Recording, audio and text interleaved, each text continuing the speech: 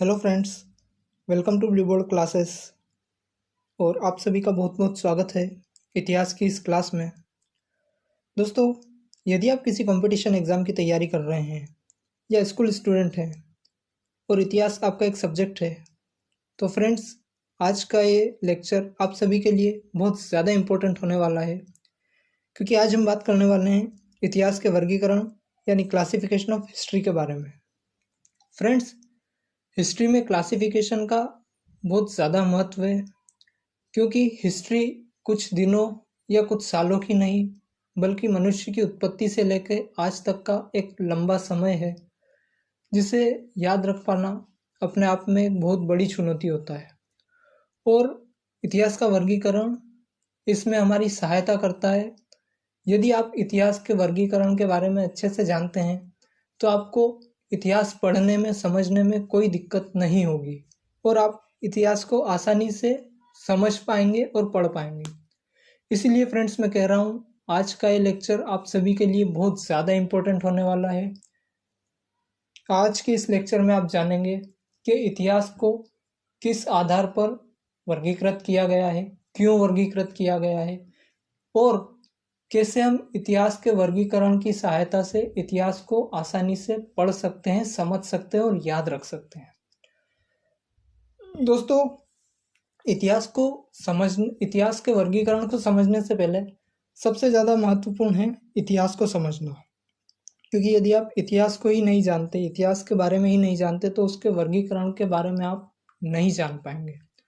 इसलिए इतिहास क्या है, उसका एक परिचय का हमने इंट्रोडक्शन लेक्चर बना रखा है, जिसमें हम इतिहास के बारे में आपको सब कुछ जानकारी दी है। इतिहास क्या है, उसका क्या महत्व है, कौन कौन से स्रोत हैं जिनसे हमें इतिहास के बारे में पता चलता है, और सबसे ज़्यादा महत्वपूर्ण, इतिहास से रिलेटेड महत्वपूर्ण शब्दावलियों का एक ऐसा संकलन जो आपको और कहीं नहीं मिलेगा, हमने उस लेक्चर में आपको प्रोवाइड करवाया है।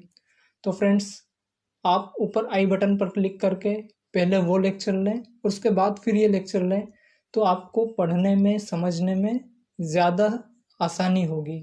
स्टेप बाय स्टेप, एक एक करते हुए आप लेक्चर लेते रहेंगे तो आपको इतिहास आसान लगेगा और बड़ी आसानी से आप इतिहास को समझ पाएंगे।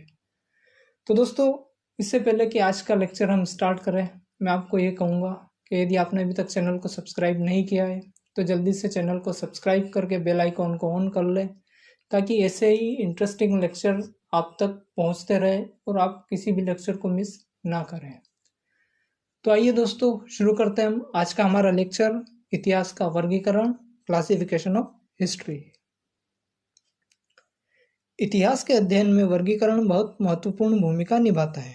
जैसा कि दोस्तों मैंने आपको पहले ही कहा, इतिहास में वर्गीकरण का बहुत ज़्यादा इम्पोर्टेंस होता है, क्योंकि इतिहास एक दो दिनों या सालों का नहीं, एक लंबे समयावधि का अध्ययन है। इतिहास को वर्गीकृत करके हम इतिहास के अध्ययन को सरल और आसान बना सकते हैं। जैसा मैंने आपको अभी बताया कि इतिहास का वर्गीकरण हमको इतिहास को आसानी से पढ़ने और समझने में सहायता करता है। समय समय पर विभिन्न इतिहासकारों के द्वारा इतिहास को विभिन्न आधारों पर वर्गीकृत किया गया है, जैसे सामाजिक, सांस्कृतिक, भौगोलिक, आर्थिक, राजनीतिक आदि।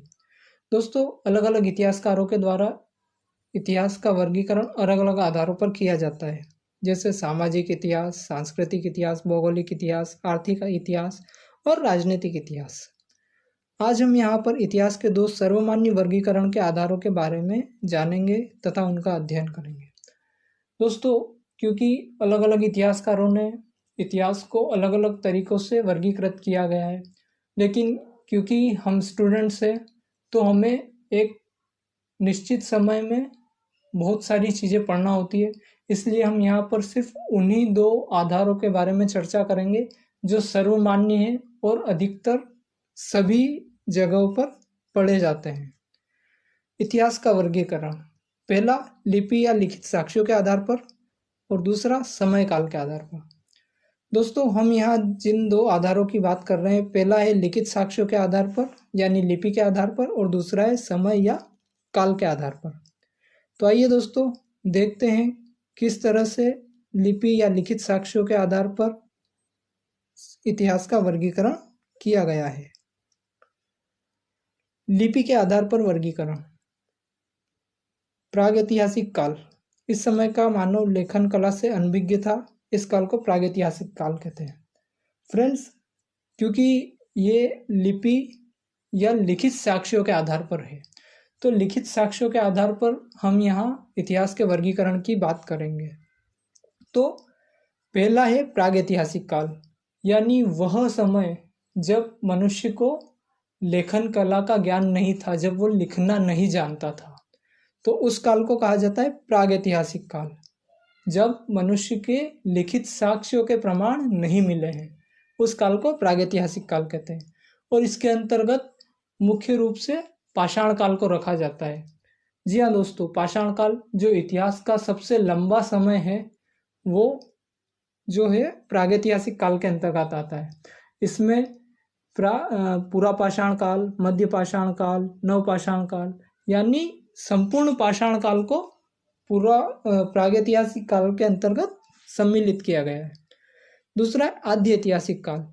इस काल का मानव लिपि से तो परिचित था, परंतु वह लिपि अभी तक पढ़ी नहीं जा सकी है। इस काल को आद्य ऐतिहासिक काल कहते हैं।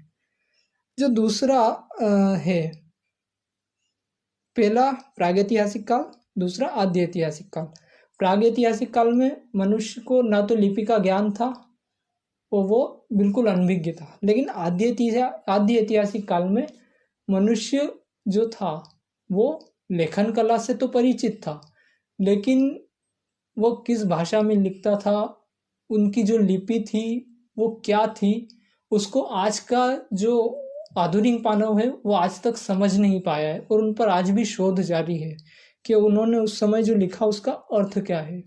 इसमें खासकर जो हड़प्पा या सिंधु घाटी सभ्यता जो है उसे सम्मिलित किया जाता है। उस वक्त की जो लेखन, जो मुद्राएं मिली हैं, जो ताम्रपत्र वगैरह मिले हैं, उनको आज तक इतिहासकार समझ नहीं पाए हैं कि उन पर जो लिखा हुआ है उसका अर्थ क्या है।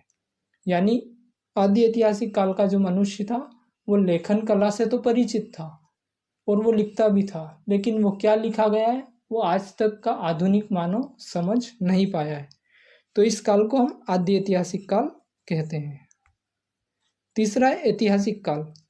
इस काल का मानव लिपि से परिचित था और वह पढ़ी भी जा चुकी है, इसे ऐतिहासिक काल कहते हैं। दोस्तों, प्रागैतिहासिक काल और आदि ऐतिहासिक काल के बाद जो आता है उसे कहते हैं ऐतिहासिक काल। ये वह समय है जब मनुष्य लिपि के बारे में जानता था, लिखता था, और आज का आधुनिक मानव उस लिपि को पढ़ सकता है, समझ सकता है। इस काल को ऐतिहासिक काल कहते हैं। तो वैदिक काल के बाद से आज तक का जितना भी समय है वो सारा क्या कहलाता है? ऐतिहासिक काल कहलाता है। प्रागैतिहासिक काल के अंतर्गत क्या आता है? स्टोन एज यानी पाषाण काल। आदि ऐतिहासिक काल के अंतर्गत जो है उसमें हम सिंधु घाटी सभ्यता यानी हड़प्पा सभ्यता और वैदिक काल को सम्मिलित करते हैं। और ऐतिहासिक काल में वैदिक काल के बाद से लेकर आज तक का जितना भी समय है वो सारा ऐतिहासिक काल के अंतर्गत आता है। तो लिपि के आधार पर हम इतिहास को 3 भागों में वर्गीकृत करते हैं: प्रागैतिहासिक काल, आदि ऐतिहासिक काल और ऐतिहासिक काल। अब हम बात करेंगे काल के आधार पर, यानी समय के आधार पर इतिहास को किस प्रकार से वर्गीकृत किया जाता है। दोस्तों, अक्सर जब इतिहास के वर्गीकरण पढ़ाया जाता है तो टीचर्स द्वारा स्टूडेंट्स को ये तो पढ़ा दिया जाता है कि प्राचीन काल का इतिहास, मध्यकालीन काल का इतिहास और आधुनिक काल का इतिहास, लेकिन कभी उन्हें यह नहीं बताया जाता है कि काल का जो इतिहास है वो किस आधार पर किया जाता है। इतिहास का काल विभाजन आर्थिक, सामाजिक और राजनीतिक स्थितियों में होने वाली परिवर्तनों के आधार पर किया जाता है, अर्थात समय में हुए ऐसे बदलाव के आधार पर जो अभूतपूर्व थे। यह इतिहास के वर्गीकरण का सर्वमान्य तथा सबसे ज्यादा प्रचलित आधार है। दोस्तों, जो काल या समय के आधार पर वर्गीकरण किया जाता है इतिहास का, उसमें किन किन चीजों का आधार रखा जाता है?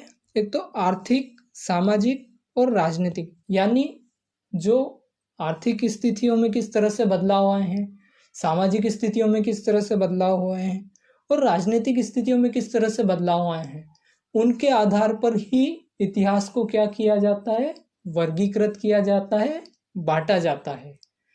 अगर वो बदलाव ना हुए होते तो शायद काल में परिवर्तन ना होता और ये वर्गीकरण नहीं हो पाता। तो इतिहास का जो विभाजन है वो काल के आधार पर किन किन चीज़ों को ध्यान में रख के किया जाता है, आर्थिक, सामाजिक, राजनीतिक, सांस्कृतिक, इन सभी परिवर्तनों को ध्यान में रखकर वर्गीकरण जो है इतिहास का काल के आधार पर किया जाता है। यानी पहले से अलग तरह के राजनीतिक स्थितियाँ, पहले से अलग तरह की आर्थिक स्थितियाँ, पहले से अलग तरह की सामाजिक स्थितियाँ, जब ये होता है बदलाव, अभूतपूर्व बदलाव, अभूतपूर्व का मतलब क्या होता है, ऐसा जो अब से पहले कभी ना हुआ हो, ऐसे बदलाव को हम कहते हैं अभूतपूर्व बदलाव। तो जब समय में ऐसे अभूतपूर्व बदलाव होते हैं तब हम काल के आधार पर इतिहास को वर्गीकृत करते हैं। काल के आधार पर इतिहास को निम्न प्रकार से वर्गीकृत किया जाता है। पहला, प्राचीन भारत का इतिहास। दूसरा, मध्यकालीन भारत का इतिहास। तीसरा, आधुनिक का भारत का इतिहास। और चौथा, समकालीन विश्व का इतिहास। दोस्तों, आप जहाँ भी जाएंगे, जिससे भी सुनेंगे, जहाँ भी पढ़ेंगे, इतिहास का सबसे ज़्यादा प्रचलित अगर वर्गीकरण कोई है तो वो यही है, प्राचीन भारत का इतिहास, मध्यकालीन भारत का इतिहास, आधुनिक भारत का इतिहास और समकालीन विश्व का इतिहास। जिसमें से प्राचीन, मध्यकालीन और आधुनिक भारत का इतिहास सबसे ज़्यादा इम्पोर्टेंट है। आप चाहे किसी भी कंपटीशन एग्जाम की तैयारी कर रहे हो, इन्हीं तीनों में से सबसे ज़्यादा प्रश्न पूछे जाते हैं। और यदि आप स्कूल स्टूडेंट्स भी हैं, चाहे 6, 7, 8, 9, 10 या किसी भी क्लास के आप स्टूडेंट हैं, तो दोस्तों आप भी आज ये लेक्चर बड़े ध्यान से सुनिएगा, क्योंकि आज आपको पता चल जाएगा कि आप जिस भी क्लास में उसमें आपको क्या पढ़ना है और कैसे पढ़ना है। तो आइए दोस्तों, एक एक करके हम इन सभी को और डिटेल में जानते हैं। पहले प्राचीन भारत के इतिहास की हम बात करते हैं। प्राचीन भारत का इतिहास किसे कहते हैं? प्राचीन भारत का इतिहास का वह समय जब इतिहास जो है, इतिहास अपनी सबसे भूतपूर्व अवस्था में था।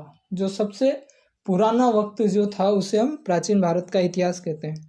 इसके अंतर्गत हम सम्मिलित करते हैं पाषाण काल, जिसे हम आदि मानव काल भी कह सकते हैं।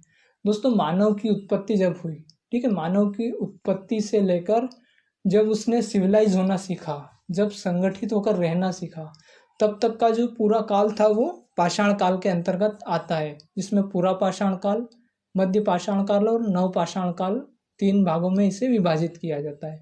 और ये इतिहास का सबसे लंबा समय पीरियड, टाइम पीरियड है, जब इंसान 4 पैरों से 2 पैरों तक का सफर तय करता है, आग की खोज करता है, घर बना के रहना सीखता है, खेती करना सीखता है और बहुत सारी चीज़ें, यानी मनुष्य का जो क्रमिक विकास हुआ वो इसी काल में हुआ। फिर उसके बाद हम पढ़ेंगे सिंधु घाटी सभ्यता के बारे में, जिसे हम हड़प्पा सभ्यता के नाम से भी जानते हैं।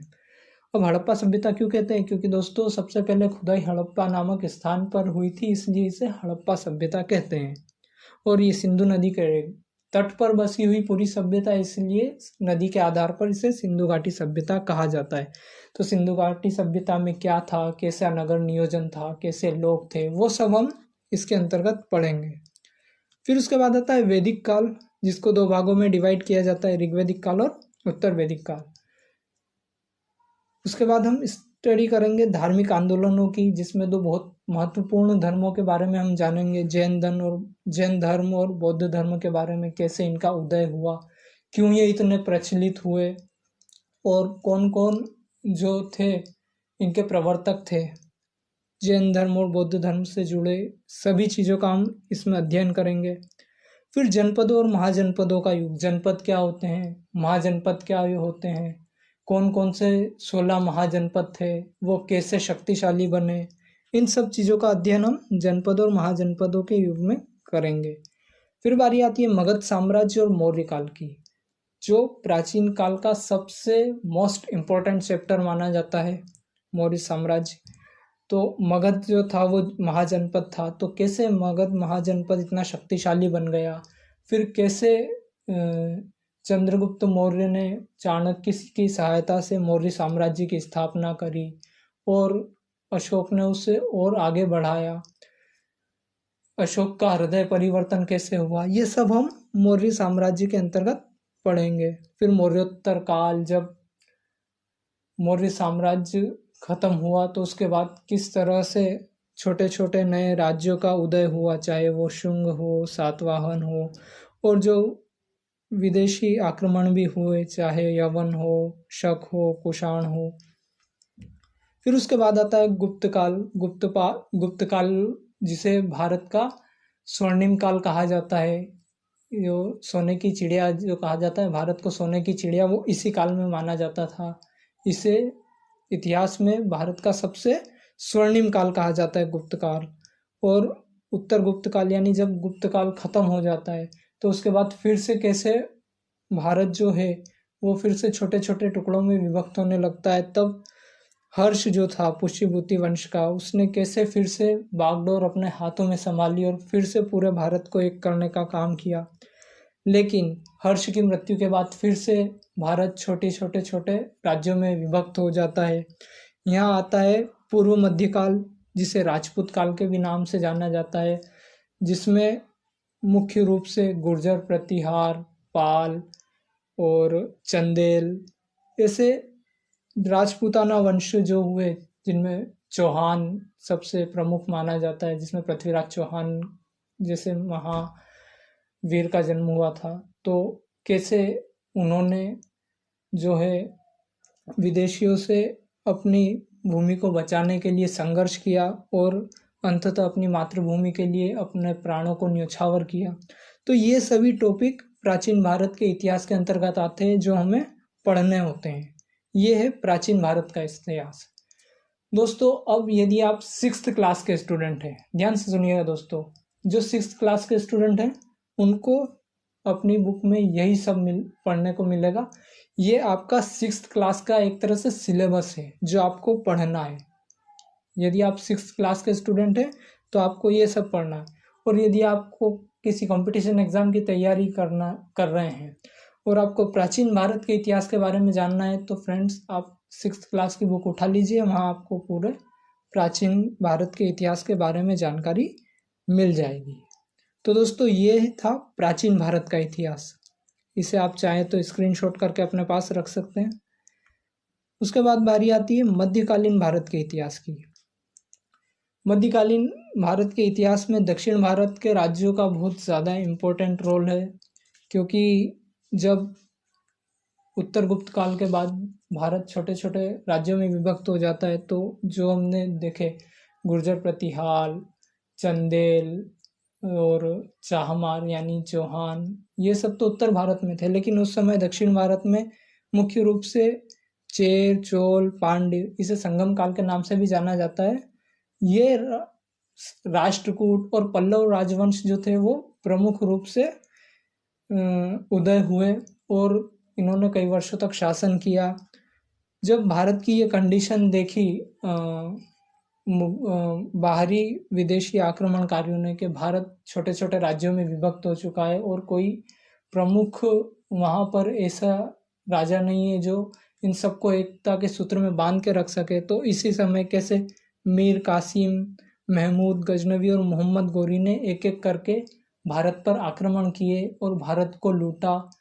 और अंत में जब मोहम्मद गोरी आया तो उसने किस तरह से पृथ्वीराज चौहान को बंदी बनाकर अपने साथ ले गया और अपना जो एक गुलाम था कुतुबुद्दीन ऐबक, उसको यहाँ पर अपना साम्राज्य सौंप कर वो चला गया।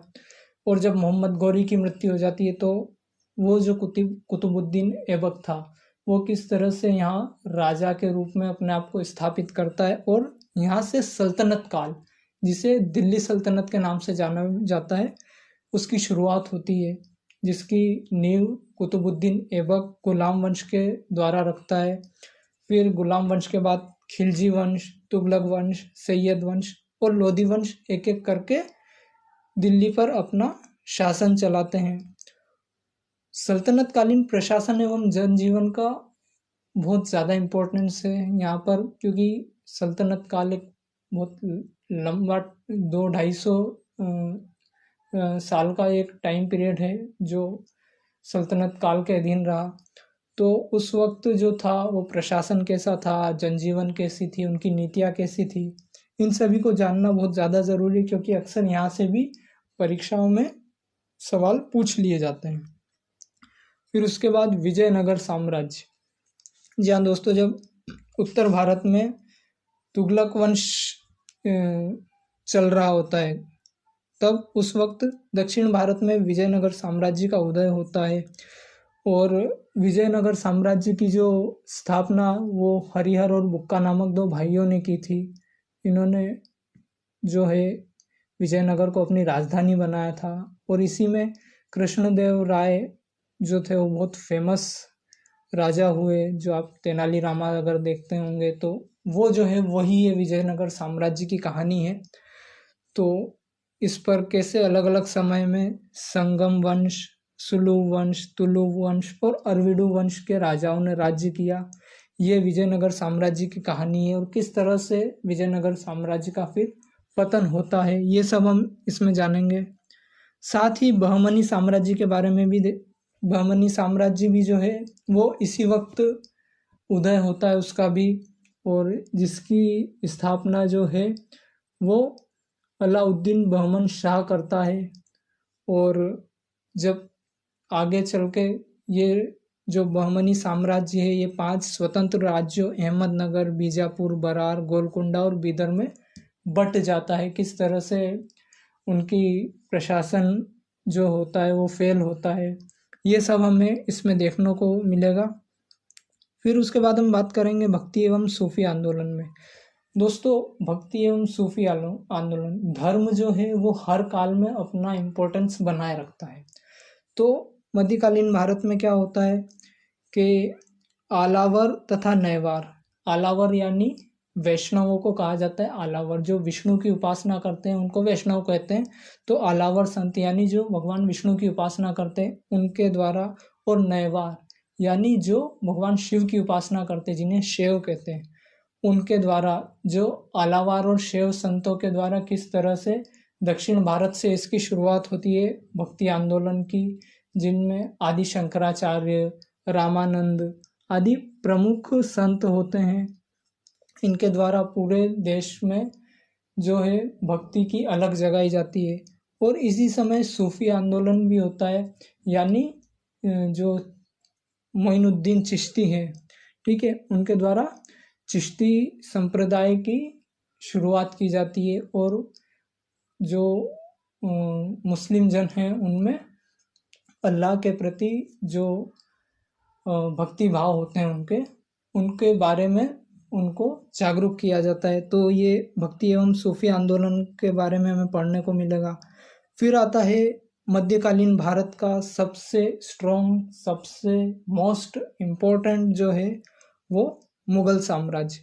किस तरह बाबर मुगल साम्राज्य की स्थापना करता है इब्राहिम लोदी को हराकर, और बाबर के बाद फिर उसका पुत्र हुमायूं, हुमायूं के बाद किस तरह अकबर आता है, जहांगीर, शाहजहां और औरंगजेब तक मुगल साम्राज्य काफ़ी विस्तृत रहता है। लेकिन औरंगजेब की मृत्यु के बाद फिर जो है मुगल साम्राज्य का पतन शुरू हो जाता है, और किस तरह फिर से जो पूरे भारत पर मुगलों का कब्जा हो गया था वो फिर से किस तरह छोटे छोटे राज्यों में विभक्त हो जाता है और ख़त्म हो जाता है, ये सब हम देखेंगे। साथ ही हम देखेंगे सिख एवं मराठा शक्ति का उत्कर्ष, कि जब मुगलों का बहुत अत्याचार बढ़ जाता है तो किस तरह से सिखों और मराठाओं के द्वारा उनके प्रति आवाज़ उठाई जाती है।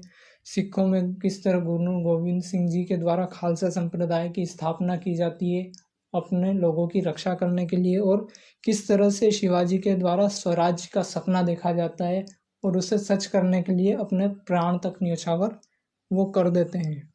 ये सभी हम मध्यकालीन भारत के इतिहास में देखते हैं। और यदि आप किसी कंपटीशन एग्ज़ाम की तैयारी कर रहे हैं और आपको मध्यकालीन भारत का इतिहास पढ़ना है तो माय डियर फ्रेंड्स, आप 7th स्टैंडर्ड की बुक्स, 7वीं क्लास की बुक उठाकर देख लीजिएगा, आपको मध्यकालीन भारत का इतिहास उसमें पूरा मिल जाएगा। और यदि आप स्कूल स्टूडेंट हैं 7th क्लास के, तो ये आपका पूरा सिलेबस है और जिसे आपको आगे पढ़ना है। अब हम बात करेंगे आधुनिक भारत के इतिहास की। हमने प्राचीन भारत का इतिहास देख लिया, हमने मध्यकालीन भारत का इतिहास देख लिया। अब हम आधुनिक भारत के इतिहास की बात करते हैं कि आधुनिक भारत के इतिहास में क्या होता है, क्योंकि ये सबसे कठिन समय है। ठीक है, अब भारत में ब्रिटिश सत्ता की स्थापना हो जाती है जब अंग्रेज ये देखते हैं कि भारत सोने की चिड़िया है, यानी भारत में अपार धन संपत्ति है। और जब मुगल शासक भी धीरे धीरे खत्म हो जाते हैं, भारत फिर से छोटे छोटे राज्यों में बढ़ जाता है जो आपस में लड़ते रहते हैं। तो इसी चीज़ का फ़ायदा यूरोपियन कंपनियां उठाती है। पहले पुर्तगाली भारत आते हैं, फिर डच आते हैं, अंग्रेज आते हैं, फ्रांसीसी आते हैं। और अंग्रेज क्या करते हैं, उन सभी यूरोपियंस को युद्ध में हराकर, फिर चाहे कर्नाटक का युद्ध होता है, मैसूर के युद्ध होते हैं, ठीक है, उनमें उन सभी को हरा कर बाहर कर देते हैं। और बंगाल में जो दो मुख्य प्लासी और बक्सर के युद्ध होते हैं, उन दो युद्धों को जीतकर बंगाल पर अपना शासन स्थापित कर लेते हैं। तो किस तरह से भारत में ब्रिटिश सत्ता की स्थापना होती है और धीरे धीरे किस तरह उसका विस्तार करते हैं। ब्रिटिश प्रशासन की नीतियाँ और प्रभाव, जब बंगाल पर अंग्रेज अपना कब्जा कर लेते हैं तो वहाँ पर वो किस तरह से दोहरा शासन लागू कर देते हैं, जिससे बंगाल की जनता परेशान हो जाती है। प्लस अंग्रेजों की नीतियाँ, कौन कौन सी नीतियाँ, उनमें हड़प नीति, रेगुलेटिंग एक्ट, पिक्ट एक्ट, जिसके द्वारा स्थायी बंदोबस्त योजना, रैयतवाड़ी, महलवाड़ी, जिसके द्वारा वो किसानों और काश्तकारों को अपने अधीन कर लेते हैं, अपना गुलाम बना लेते हैं, जिससे न सिर्फ किसान काश्तकार बल्कि सभी जो है वो अंग्रेजों से क्या हो जाते हैं, बहुत ज़्यादा परेशान हो जाते हैं और अंग्रेजों के खिलाफ बगावत के लिए मन बना लेते हैं। तब ब्रिटिश शासन के विरोध में 1857 का पहला स्वतंत्रता संग्राम होता है। किस तरह से संग्राम होगा, इसमें कौन कौन भाग लेता है और क्या कारण होते हैं कि 1857 का ये जो स्वतंत्रता संग्राम है वो फेल हो जाता है। 1857 के स्वतंत्रता संग्राम के बाद ब्रिटिश शासन फिर कौन सी नीतियाँ अपनाता है, किस तरह से भारत सचिव या सचिवालय का निर्माण किया जाता है, ईस्ट इंडिया कंपनी को खत्म कर दिया जाता है और भारत पर सीधा शासन इंग्लैंड से वहाँ की महारानी के द्वारा किया जाता है। ये सभी हम चीज़ें देखेंगे, किस तरह अंग्रेज शिक्षा नीति को बदलकर भारतीयों की मानसिकता को अपने कब्जे में करने की कोशिश करते हैं और दिखाने की कोशिश करते हैं कि वो भारतीयों के अच्छे के लिए सोचते हैं, लेकिन असल में ऐसा कुछ होता नहीं है। वो भारतीयों को अपना गुलाम बनाने की तैयारी के साथ भारत आते हैं। फिर धार्मिक व सामाजिक सुधार आंदोलनों के बारे में हम पढ़ेंगे, जिसमें हम देखेंगे कि किस तरह से राजा राम मोहन राय, स्वामी दयानंद सरस्वती, महादेव गोविंद राटनाडे, स्वामी विवेकानंद जैसे महापुरुषों के द्वारा समाज में व्याप्त कुरीतियों को खत्म करने के लिए आंदोलन किए जाते हैं। और किस तरह से जैसे सती प्रथा हुई, ठीक है, दास प्रथा हुई, इनको मिटाने के लिए विधवा विवाह, इन सभी के लिए किस प्रकार से प्रयास किए जाते हैं ताकि समाज में विद्यमान कुरीतियों को समाप्त किया जा सके। फिर उसके बाद राष्ट्रीय आंदोलन, किस प्रकार अंग्रेजों के खिलाफ 1885 से लेकर 1918 तक विभिन्न आंदोलन होते हैं, जिनमें उग्र आंदोलन, कांग्रेस की स्थापना का होना, मुस्लिम लीग की स्थापना होना, गांधी जी के द्वारा चंपारण का आंदोलन, अहमदाबाद का आंदोलन, खेड़ा आंदोलन, होम रूल आंदोलन, ऐसे कई सारे आंदोलन होते हैं जो किए जाते हैं। फिर भारत में क्रांतिकारी आंदोलनों की शुरुआत होती है। जब ये देखा जाता है कि प्यार से बात नहीं बन रही, समझाने से नहीं समझते हैं, तो फिर भगत सिंह, चंद्रशेखर आज़ाद, छबील दास, राम प्रसाद बिस्मिल जैसे नौजवान खड़े हो जाते हैं जो अंग्रेजों से लोहा लेने के लिए उन्हें भारत से बाहर फेंक निकालने के लिए अपने प्राण त्याग न्योछावर कर देते हैं। और काकोरी कांड, सैंडर्स हत्याकांड, उसके बाद विधानसभा जो थी केंद्रीय कलकत्ता, उसमें बम फेंकना, ऐसे कई सारे इंसिडेंट्स उनके द्वारा किए जाते हैं जिससे ब्रिटिशर्स जो क्या होते हैं, परेशान हो जाते हैं।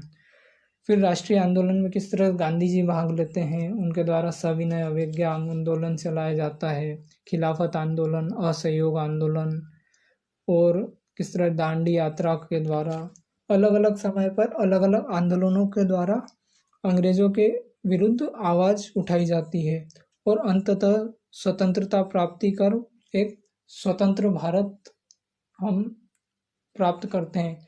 लेकिन उस भारत की स्वतंत्रता में भी हमारा बहुत बड़ा एक बलिदान है, जहाँ पर हमने ना सिर्फ अपने कई वीर सपूतों को खोया, बल्कि एक हमारी जो भारत देश है उसके दो टुकड़े हुए। और इस तरह जो स्वतंत्रता हमें मिली वो हमारी खुशी से ज़्यादा एक दुख का कारण बनी। तो ये सभी जो हैं हम आधुनिक भारत के इतिहास में देखते हैं कि किस तरह से आधुनिक भारत का इतिहास चला, उसमें क्या क्या इंसिडेंट्स हुए। और सबसे ज़्यादा क्वेश्चन आधुनिक भारत के इतिहास और स्वतंत्रता आंदोलन से ही पूछे जाते हैं। चाहे आप किसी भी कंपटीशन एग्जाम को उठा के देख लीजिए, सबसे ज़्यादा अगर क्वेश्चन कहीं से आएंगे तो आपको वो यहीं से मिलेंगे। और ये आपको पढ़ने को मिलेंगे 8th क्लास की बुक में। यदि आप 8th क्लास के स्टूडेंट हैं तो फ्रेंड्स आप आधुनिक भारत के इतिहास को पढ़ रहे हैं। तो ये तो था प्राचीन भारत का इतिहास, मध्यकालीन भारत का इतिहास, आधुनिक भारत का इतिहास। और सबसे ज़्यादा इम्पोर्टेंट हमारे लिए यही 3 होते हैं। लेकिन जो फ्रेंड्स बहुत ज़्यादा मेहनती हैं और जो यूपीएससी जैसी बड़ी एग्ज़ाम्स की तैयारी कर रहे हैं, उनको एक सेक्शन और तैयार करना पड़ता है, वो होता है भारत और समकालीन विश्व। यानी कि जब भारत में ये सब हो रहा था उस वक्त दुनिया के अन्य भागों में क्या हो रहा है। तो यूरोप में पुनर्जागरण, 14वीं शताब्दी में यूरोप में जो पुनर्जागरण हुआ था वो किस प्रकार हुआ था, उसमें क्या हुआ, ठीक है। अमेरिका का स्वतंत्रता संग्राम, अमेरिका ने किस तरह से अंग्रेज़ों के खिलाफ जो है बगावत करके किस तरह से अमेरिका को स्वतंत्र करवाया। उसके बाद फ्रांसीसी क्रांति, फ्रांस में किस तरह क्रांतिकारी आंदोलन हुए। जर्मनी का एकीकरण और इटली का एकीकरण, किस तरह से जर्मनी को जो छोटे छोटे राज्यों में बटा हुआ था उसको एक किया गया। और इसी तरह इटली जो कि दोनों का एकीकरण फ्रेंड्स 19वीं सदी में हुआ था। तो किस तरह ये छोटे छोटे राज्यों में बटे जर्मनी और इटली को एक कंप्लीट कंट्री में चेंज किया गया। उसके बाद यूरोप में समाजवाद और रूसी क्रांति, किस तरह से रूस में क्रांति हुई। उसके बाद प्रथम विश्व युद्ध, नाथसीवाद और हिटलर से जुड़े काफ़ी क्वेश्चंस, नाथसीवाद से जुड़े काफ़ी क्वेश्चंस पूछे जाते हैं, ठीक है। यूरोप में राष्ट्रवाद और द्वितीय विश्व युद्ध, ये सभी जो हैं आपको 9th और 10th की बुक में पढ़ने को मिलेंगे। और जो यूपीएससी जैसी डिफ़िकल्ट एग्ज़ाम्स की तैयारी कर रहे हैं उनके लिए थोड़ा इम्पोर्टेंट हो जाते हैं, क्योंकि स्टेट जो पीसीएस वगैरह होती है या अदर जो एग्ज़ाम्स होती हैं उनमें इनसे क्वेश्चंस बहुत कम पूछे जाते हैं या ना के बराबर पूछे जाते हैं। तो फ्रेंड्स ये था आज का हमारा लेक्चर, जिसमें हमने विभिन्न जो इतिहास के वर्गीकरणों के बारे में जाना, किस तरह से तिथि लिपि के आधार पर इतिहास का वर्गीकरण किया जाता है, किस तरह से काल के आधार पर इतिहास का वर्गीकरण किया जाता है। आई होप फ्रेंड्स आपको लेक्चर पसंद आया होगा। तो लेक्चर को लाइक ज़रूर करें, ज़्यादा से ज़्यादा लोगों तक इसे शेयर करें और चैनल को सब्सक्राइब करके बेल आइकन को प्रेस करना ना भूलें। और हमारे साथ इसी तरह जुड़े रहिए।